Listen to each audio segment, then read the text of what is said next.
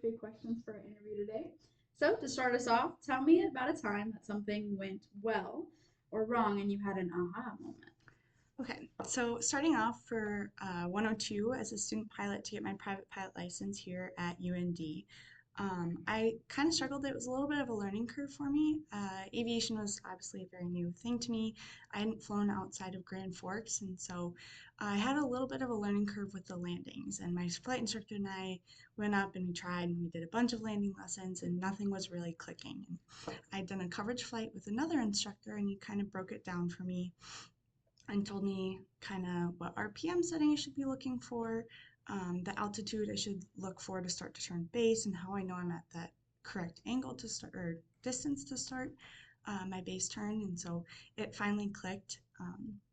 And obviously, from that, I've been able to carry what I learned in that flight with him and throughout my training here at UND. And now that I've started my CFI application process and started working towards becoming a CFI, I've been able to take what I learned in that lesson specifically, and now I've been able to apply it into how I teach learning landings. That's amazing. All right. Have you ever failed a check ride? If so, tell me. It wasn't necessarily a check ride, but it was kind of a progress check or stage check here at UND. It was the first one, again, as a student pilot. Like I mentioned, it was a learning curve for me, but through that failure, I was able to learn a lot. And I specifically unsat on the emergency aspect. My instructor and I, it had been a while since we had practiced emergencies, like I mentioned.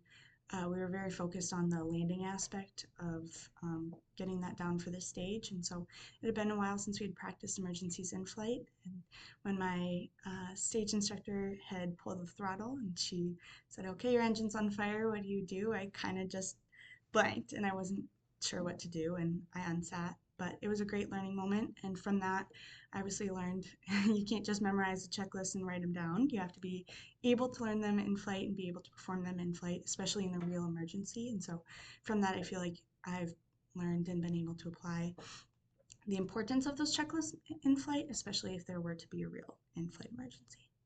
That's amazing. All right. Tell me about a time you had to mentor or support a less experienced crew member. So in the at UND, 414, 415 students are able to volunteer in the Aviation ELC or ALC Aviation Learning Center. And the first student I was able to teach, he was a 102 applicant, and he was studying for the progress check or the stage check right before his final check ride. So he was a little bit anxious. He didn't know what to study. He didn't know what to do. And I was able to find kind of plan of actions and ask him questions that I felt were necessary to know as a private pilot student. So he and I sat for, it was about 2 or 3 hours, and I ended up actually going over what I had needed to stay for my volunteer slot time. But through him, not only did I get the opportunity to teach him, and he was able to learn from me and kind of get that practice interview or one-on-one oral exam practice, but I also got to learn from the situation, teach my first unofficial student aviation related things. So it was kind of a fun experience for me as well, and also prepared him for a stage check. That's great. Tell me about a time you witnessed a coworker do something unsafe or against the rules. Um, Recently, with one of my flight instructors, we were late to our launch, or we didn't get dispatched right up to our launch time. So we were kind of in a rush to get out to the practice area and to get out to fly and do the maneuvers that we needed to do. And um, because of this, he had me do one of the taxi checklist, and then he taxied out as I was kind of making sure we were all set up and um, we were ready for our flight. And while doing this, I noticed that on the airspeed indicator, our airspeed was fast and we were going a lot faster than we should have been. And the UND SP&Ps don't necessarily give an exact airspeed. It's more what you feel is safe. And so because of that, he was kind of like, "Oh, well, like we can go this fast." And I kind of posed it more as a question, like, "Oh, like, aren't we supposed to be taxiing slower than we are?" Because he's more rigid and like not necessarily what he says goes. But I knew if I were to say, "Hey, slow down," he wouldn't take it. He would be like, "No, we're fine at this airspeed." And so I kind of said, he's like, "Well, the SP&Ps say there isn't an exact airspeed." And I said, "Oh, I learned from ground school instructors that if it reads on the airspeed indicator and if it's above this speed that we shouldn't be going that fast. And so from that conversation alone, he slowed down and we taxied at a safer speed than we were actually going. That's really good. So, tell me about a time when a flight didn't go according to plan. How did you adapt? It was actually my last flight didn't go according to plan. Like I mentioned, I'm a CFI applicant, so I'm learning. I'm getting close to my first day check before my check ride. And so we taxied out and I was ready to go. And winds were a lot stronger than we had initially planned for them to be. And it was stronger than from what was briefed in our weather briefing. So we got out there, winds were stronger, and it was a lot bumpier. And so I didn't quite feel safe with how turbulent it was to do our ground reference maneuvers, especially our aids on pylons at such a low altitude, um, and to do those kind of bumpy things. So unfortunately, we had to incomplete the lesson, but I felt that was the safer and smarter choice in completing it. And we will go back and do the maneuvers that we weren't able to do with the weather that we were given. Perfect. Yeah.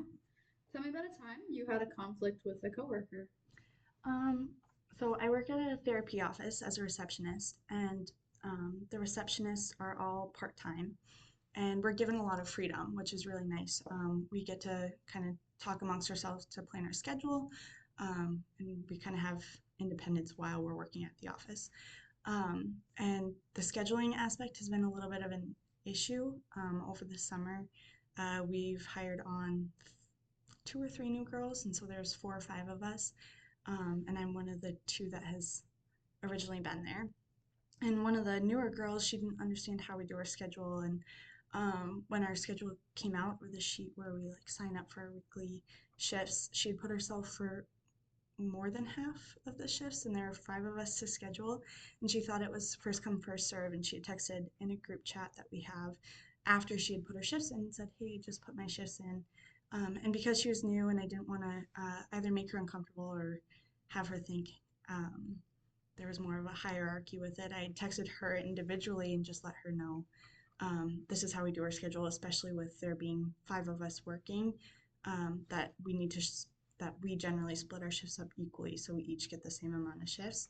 And from that, she had said she thought it was first come first serve, like I mentioned, and not balanced. And so she had ended up changing her shifts, and we all got the same amount of shifts as you mentioned. Very good. Awesome. So go ahead and tell me about a time you failed as a leader or in any leadership role, and how did you make a better leader today? A time that I failed as a leader, I was a president of a club on campus, and at this club, we made cards for kids who are hospitalized with chronic illnesses. So I was in charge of scheduling the meeting, kind of organizing it, and I didn't realize when I scheduled it, I had scheduled it for the day prior than we had announced. So we had missed our meeting slot and there wasn't anything available. And so with this, I kind of failed with the scheduling aspect and I wrote it down wrong. And then we also shared with our club members that the meeting was that day. And so I kind of had to be the one to step up and own up to my mistake, to say that we had to cancel our meeting, that it was misscheduled. And because of that, we just met for the following meeting. And from this, I kind of learned that obviously scheduling and having the correct time and date is important. And from this, I've kind of been able, I think I'm more structured in scheduling, also with my calendar aspect of writing things down, making sure everything aligns. And this has helped me not only as a leader, but also just as a person, day-to-day aspect. Awesome. So go ahead and tell me about a time you had an emergency. So it was during my commercial check ride. We were close to almost a midair collision. I was in the traffic pattern. We had just overflown the traffic pattern, um, or just overflown the runway. We were entering the downwind, and there was a local airplane also following us in, overflying the field to enter the downwind. So we were just about to enter the downwind. Well, we were in the downwind just at the beginning as the traffic overflying the field was overflying at the same altitude at traffic pattern altitude. And so because of this, I noticed the airplane was at our same altitude. It wasn't on the radar, but he was using radios. And so I kind of noticed it was a very similar altitude. So I immediately kind of cut the power. And although we were at the traffic pattern altitude and should stay at that altitude, we deviated and I dove down under that altitude and told my check ride pilot, there's the traffic in overflying the field is at our altitude. So from there, he was like, okay, I'll take radios for a second, kind of communicated with them. When you overfly the field, you overfly it higher than pattern altitude. And he was the one who followed up to make that ASAP report just because we were so close to the traffic. But it was great, especially in the stage check, to show that use of situational awareness and then also to kind of demonstrate, obviously, that I know, although we shouldn't be below that traffic pattern altitude, in a situation like that, that is a time where it's acceptable to deviate from that altitude. Very good, very good. All right, now finally, tell me about a time you had to use your leadership skills to solve a problem. Kind of going back to that work scenario with the scheduling aspect, I was the one to step up and kind of inform her to make sure we all got the fair amount of shifts. And um, from that, I feel like that situation, um, I was able to kind of communicate with her, and it helped not only with confrontation skills, but also how to not necessarily de-escalate, but kind of adequately communicate with someone else where there may be a disagreement. Um, and then, yeah, from there we were able to fix the schedule, and from there we haven't had any issues. So. Awesome. Well, thank you. Great, thank you.